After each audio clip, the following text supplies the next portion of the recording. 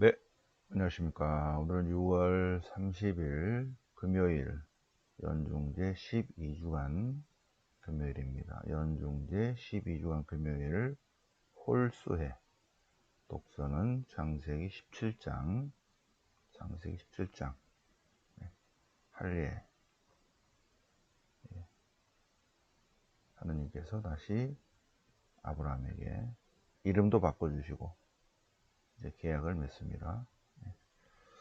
할례, 이것이 계약이다. 할례를 받는 것이다. 17장에서 이제 할례를 받고 할례하라는 말씀을 받고, 시편은 128편 주님을 경외하는 이들은 모두 복되리라. 아브라함 이야기죠. 아브라함하고 연결해서 시편 128편 묵상합니다. 오늘부터 마태복음 8장으로 넘어갑니다. 마태복음 7장까지는 5, 6, 7 산상설교, 그 다음에 첫 번째 산상설교, 10장은 파견설교, 산상설교와 파견설교 사이에 8장, 9장 10가지 기적사화가 있습니다. 10가지 기적사화. 오늘은 한 가지네요. 자, 10가지 기적사화 계속 쭉 보시겠습니다. 자, 창세기 17장 성경 본문 보실까요? 창세기 17장 계약과 할례. 아브라함이 99살 됐을 때 주님께서 아브라함에게 나타나서 나는 전능한 하나님이다. 너는 내 앞에서 살아가면서 흠없는 이가 되어라. 흠없는 이가 되어라. 주님을 경외하는 흠없는 이가 되어라. 자, 이 밑줄 친 게 독서입니다. 너와 나 사이에 이제 계약을 세우고, 계약을. 그래서 내가 너를 축복해 주겠다.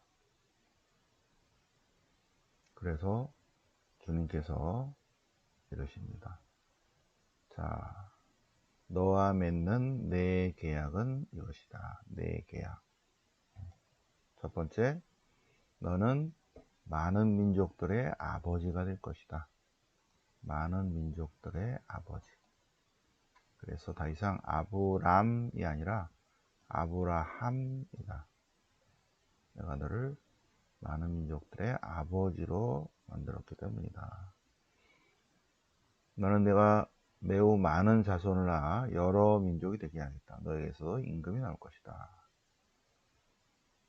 나는 나와 너 사이, 그리고 내 뒤에 오는 후손들 사이에 대대로 내 계약을 영원한 계약으로 세우리니 나는 그들에게도 주님이 되어주겠다.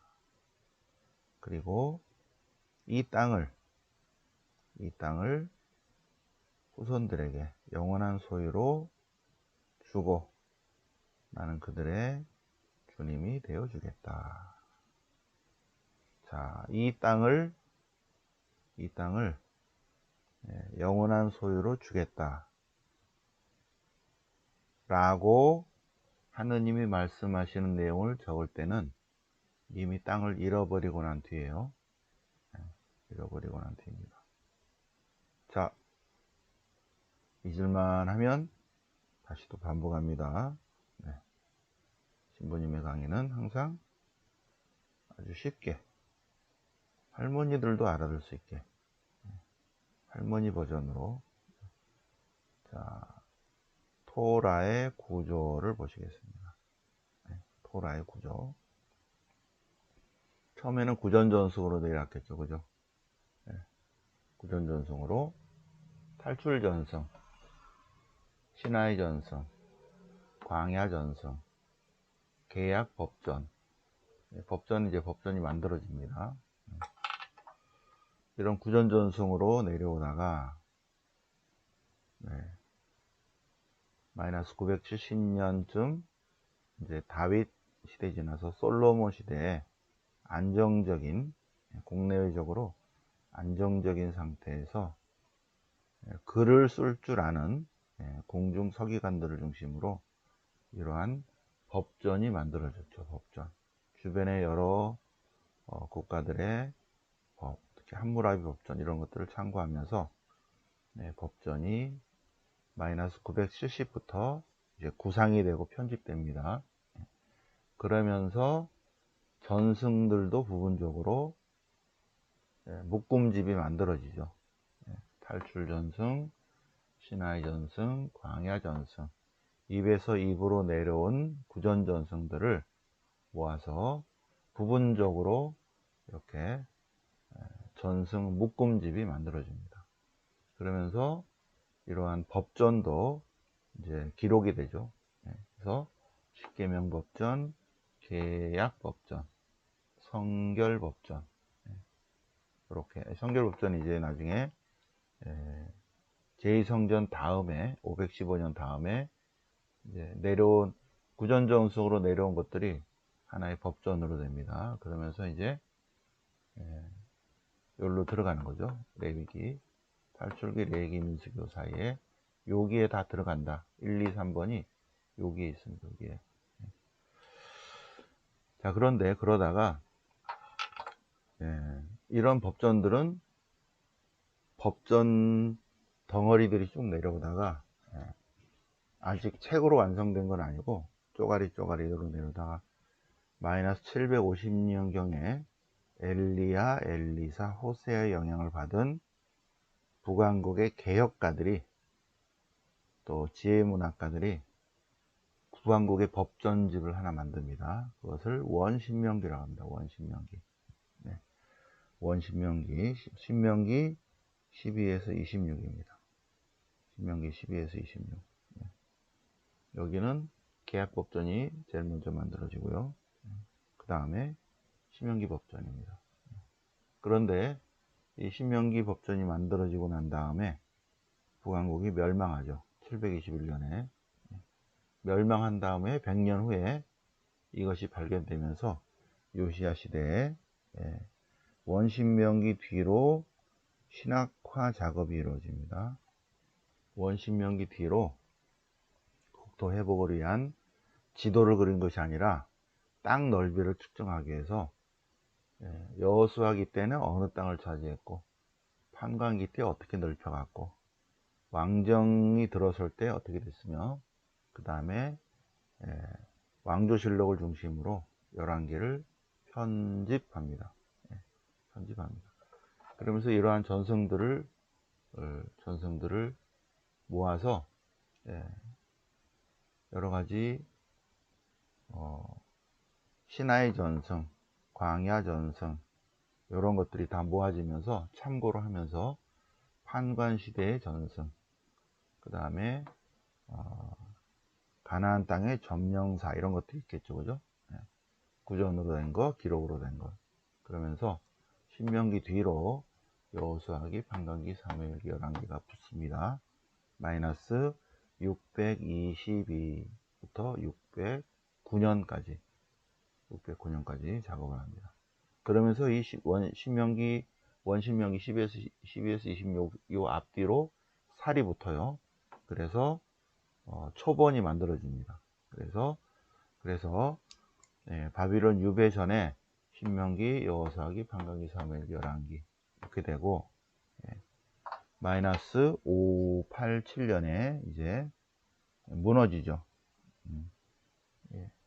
멸망합니다. 유다가 멸망하면서 쪼가리들만 가지고 유배 갑니다.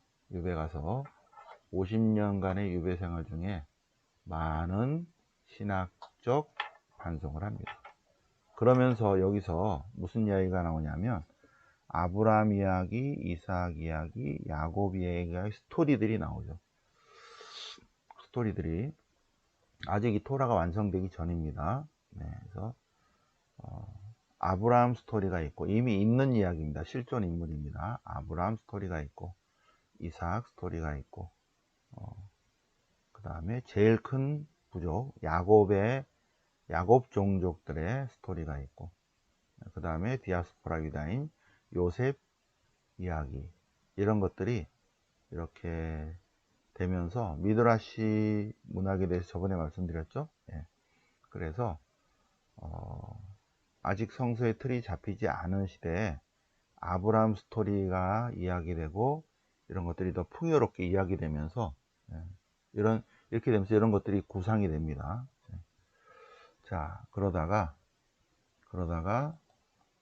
예, 바빌론 유배 이후에 538년 이후에, 538년 귀한 요 시대에는 그냥 신학적 반성만 하고 정식으로 성서가 쓰여진 적은 없어요. 예. 그래서 기록은 됐겠죠. 신명기 역사 561년 여호야킨이 아직 살아있다는, 여호야킨이 살아있습니다. 다윗의 후손 중에서 제일 마지막 왕 끌려갔던, 597년에 끌려갔던 여호야킨이 아직 바빌론 왕궁에 살아있습니다 라는 소식을 561년에 들어요. 그러면서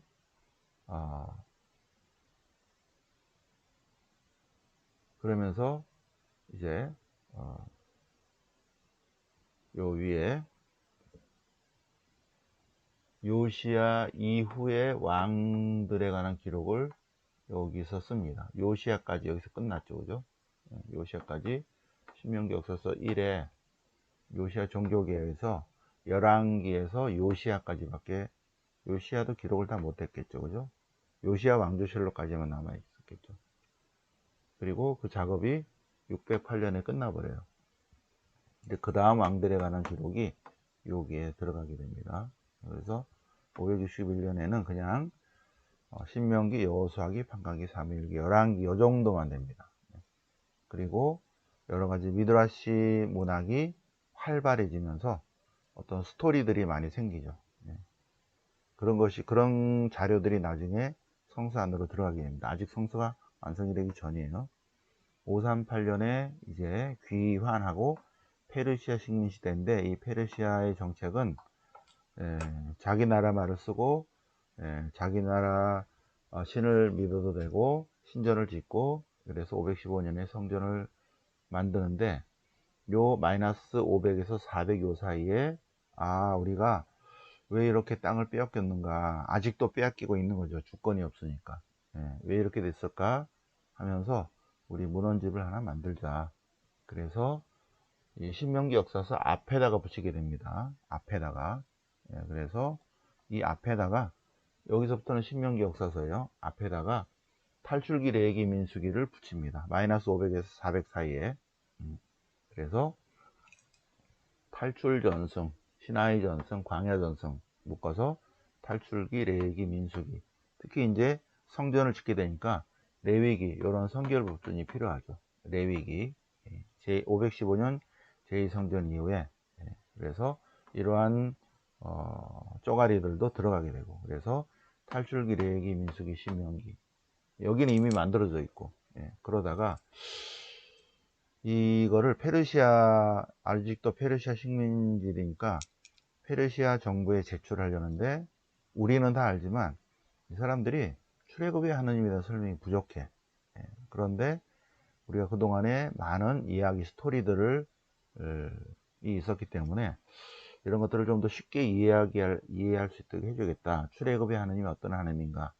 그래서 출애굽의 하느님이 어떤 하느님이냐면 성조들의 하느님이고 창조주 하느님이시다. 요게 이제 붙게 됩니다. 맨 앞에, 맨 나중에. 그래서 오늘 독서가, 우리 지금 쭉 계속하는 독서가 요 성조사예요. 성조사.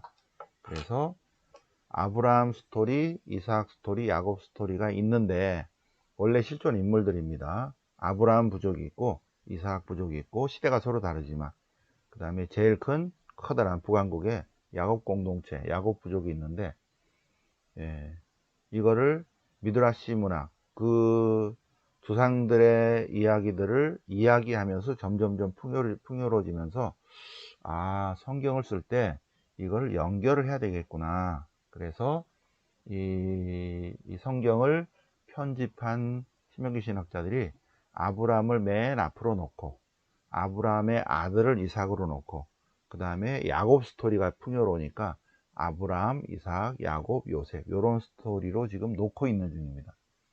예, 그러면서 지금 아브라함 스토리가 풍요로운 스토리, 하느님이 아브라함을 선택하셔서 그래서 아들 이삭을 낳게 하는 요 스토리가 물론 만들어진 스토리지만 만들어진 것보다 훨씬 더 큰 의미를 준다. 미드라시 문학에서 그렇게 설명드렸죠. 네. 자, 그 스토리입니다. 계약과 할례에 관한 이야기입니다. 네. 그런데 땅을 준다 그러잖아요. 땅.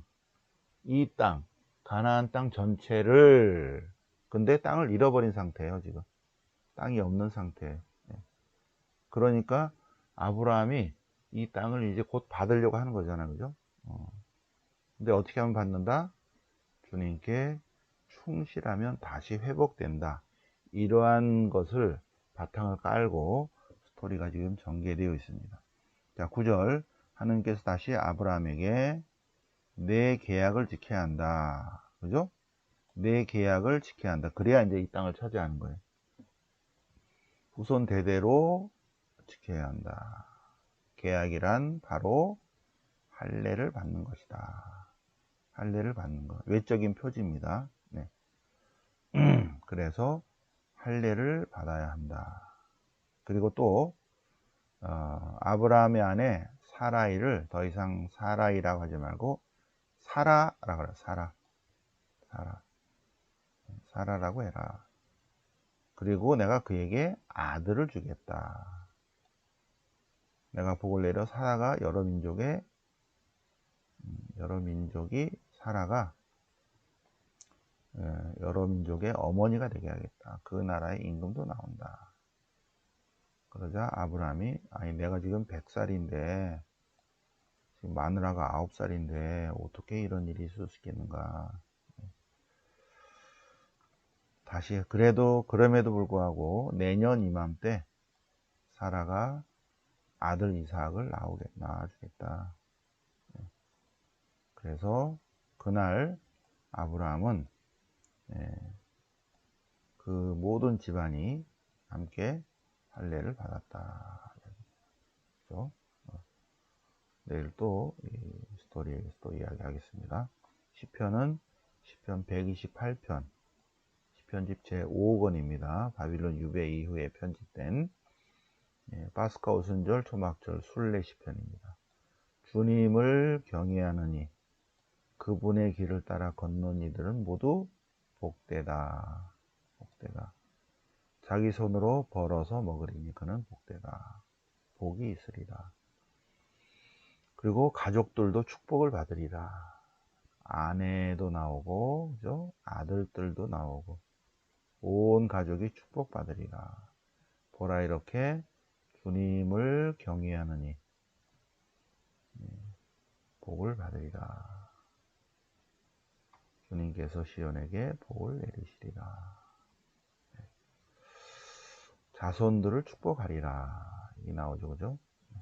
자, 그 다음에 마태복음 8장 9장은 10가지 기록. 여기다 다음 주부터 열어 쓰겠습니다. 내일부터 8장 9장 4, 5, 6